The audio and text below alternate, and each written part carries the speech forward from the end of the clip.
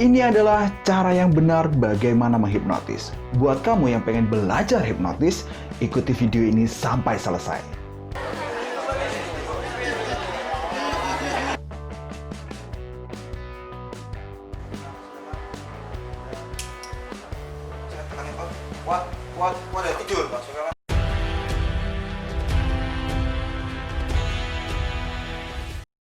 Halo, ketemu lagi dengan saya Ustaz Sulaiman, salam dikdaya. Dan kali ini saya ingin membahas tentang bagaimana prosedur hipnotis yang benar. Seperti yang sudah saya jelaskan di video sebelumnya, Anda bisa lihat di sini. Oke, sedikit saya jelaskan di video tersebut bahwa hipnotis adalah diterimanya satu ide oleh pikiran bawah sadar tanpa dikritisi. Dan tekniknya itu ada 5 cara bagaimana sugesti bisa diterima oleh pikiran bawah sadar tanpa dikritisi. Yang pertama adalah repetisi, kemudian yang kedua adalah identifikasi kelompok, kemudian yang ketiga adalah figur yang dianggap memiliki otoritas, dan yang keempat adalah emosi yang intens. Dan yang terakhir adalah teknik relaksasi. Nah, teknik relaksasi ini yang akan kita bahas untuk kali ini. Teknik hipnotis dengan menggunakan relaksasi inilah yang kemudian dipelajari di kelas-kelas hipnotis. Nah, buat kamu yang pengen mempelajari atau memahami tentang hipnotis dengan teknik relaksasi ini, teman-teman harus memahami struktur dasar di dalam menghipnotis. Secara umum, struktur di dalam hipnotis ini atau step-step dan langkah-langkah di dalam menghipnotis ini kita bisa jelaskan di dalam diagram berikut ini. Yang pertama adalah pre-induction atau pra-induksi. Kemudian selanjutnya adalah induction atau induksi. Kemudian deepening. Deepening ini adalah teknik mendalamkan. Kemudian adalah deep level test. Ini adalah uji kedalaman seseorang itu masuk ke dalam kondisi hipnosis. Kemudian selanjutnya adalah pemberian sugesti. Setelah kita berikan sugesti, kita bisa melakukan terminasi. Dan selanjutnya adalah posisi post hipnotis. Dan akhirnya kembali ke kondisi normal. Oke, yang pertama adalah pre-induction atau pra-induksi. Ini adalah tahap awal sebelum melangkah kepada induksi, di mana klien kita persiapkan situasi dan juga kondisi supaya lebih kondusif untuk nantinya kita hipnotis. Nah, ini adalah tahap paling kritis di dalam menghipnotis. Kenapa? Karena kegagalan di dalam menghipnotis biasanya karena tahap pre-induction-nya ini kurang tepat. Jika di awalnya kurang tepat, maka di belakangnya akan ambyar gitu ya. Di dalam pre-induction ini ada yang disebut dengan rapport building. Bagaimana mendekatkan kita kepada klien atau seseorang yang akan kita hipnotis. Caranya bisa dengan bercanda atau Anda mulai menjelaskan tentang apa itu hipnotis, apa itu kekuatan pikiran, dan sebagainya. Selanjutnya yang kedua adalah induction atau induksi. Induction adalah bagaimana cara membawa klien atau di dalam hal ini adalah orang yang akan kita hipnotis berpindah dari conscious mind ke subconscious mind. Bahasa sederhananya adalah bagaimana memindahkan klien dari kondisi sadar ke kondisi lebih reseptif. Oke, di sini saya menggunakan bahasa reseptif karena klien ketika dihipnotis itu sebenarnya tidak sadar. Oke, tidak sadar, artinya dia sebenarnya sadar. Tetapi kondisinya dia lebih reseptif dalam menerima sugesti.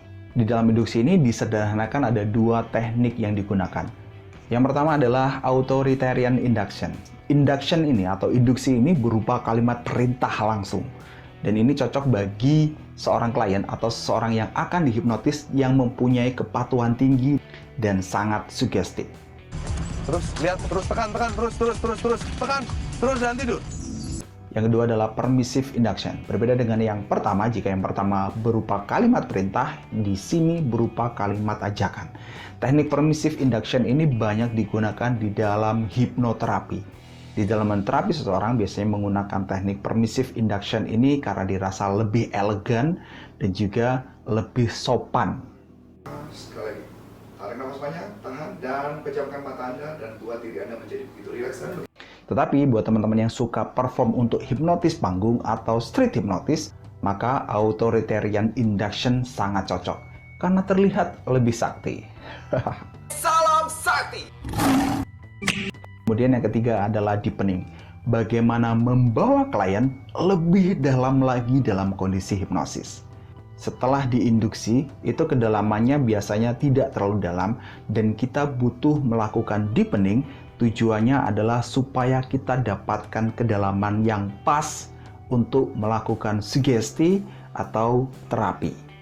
Setelah kita lakukan deepening, kemudian kita uji apakah benar klien ini benar-benar sudah masuk ke dalam kondisi hipnosis.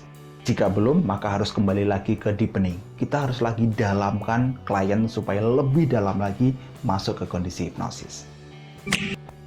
Dan selanjutnya adalah sugesti. Di dalam pemberian sugesti ini, teman-teman harus memperhatikan 5P.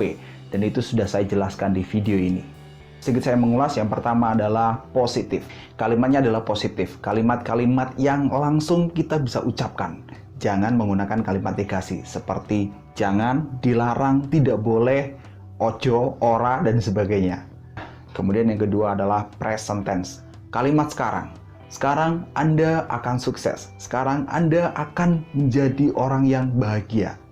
Oke, kalimatnya adalah present tense. Kalimat sekarang. Kemudian yang ketiga adalah pribadi. Karena kita ingin menghipnotis seseorang, maka sugesti kita harus berikan secara pribadi untuk orang itu. Semuanya adalah tentang dia, tentang klien yang akan kita berikan sugesti. P yang keempat adalah persisten. Persisten adalah pengulangan. Ini sama persis dengan 5 cara memberikan hipnotis. Yang pertama adalah pengulangan atau repetisi. Persisten adalah pengulangan terus-menerus secara konsisten. Kemudian yang kelima adalah passion atau perasaan. Nah, ketika teman-teman pengen memberikan sugesti kepada klien atau seseorang yang pengen Anda hipnotis, atau juga untuk diri Anda sendiri, gunakan bahasa perasaan. Penuh dengan perasaan, penuh dengan penghayatan. Karena pikiran bawah sadar hanya mengenal bahasa perasaan. Nah, untuk bagian pemberian sugesti ini, bagi teman-teman yang sudah belajar hipnoterapi, sugesti hipnoterapi bisa ditempatkan di sini. Oke, setelah sugesti atau hipnoterapi sudah dilakukan, maka selanjutnya adalah terminasi, yaitu mengembalikan kesadaran subjek dari kondisi hipnosis menjadi kondisi sadar, atau bahasa lainnya dibangunkan dari kondisi hipnosis. Nah, setelah terminasi, ada beberapa detik krusial di mana klien atau orang yang dihipnotis ini pintu gerbang pikiran bawah sadarnya masih terbuka. Dan di saat itu, kita masih bisa memberikan sugesti.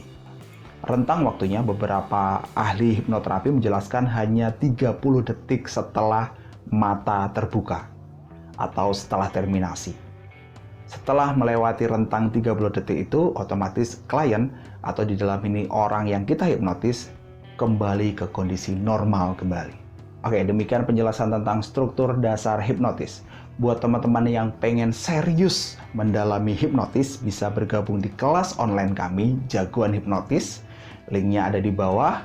Tapi buat teman-teman yang pengen belajar gratis, tenang saja, kita akan bagikan juga di dalam YouTube channel ini. Jadi, subscribe channel ini dan juga nyalakan loncengnya. Di video-video selanjutnya, saya juga akan menjelaskan pada teman-teman tentang pra-induksi atau pre-induction yang lebih detail lagi. Saya juga menjelaskan induksi lebih detail lagi, deepening, deep level test, dan juga pemberian sugesti lebih detail lagi. Jadi, sekali lagi subscribe channel ini. Demikian video penjelasan cara hipnotis yang benar. Saya jelaskan dari struktur dasarnya. Semoga bermanfaat bagi teman-teman semuanya. Saya Wisnu Sulaiman, salam Digdaya.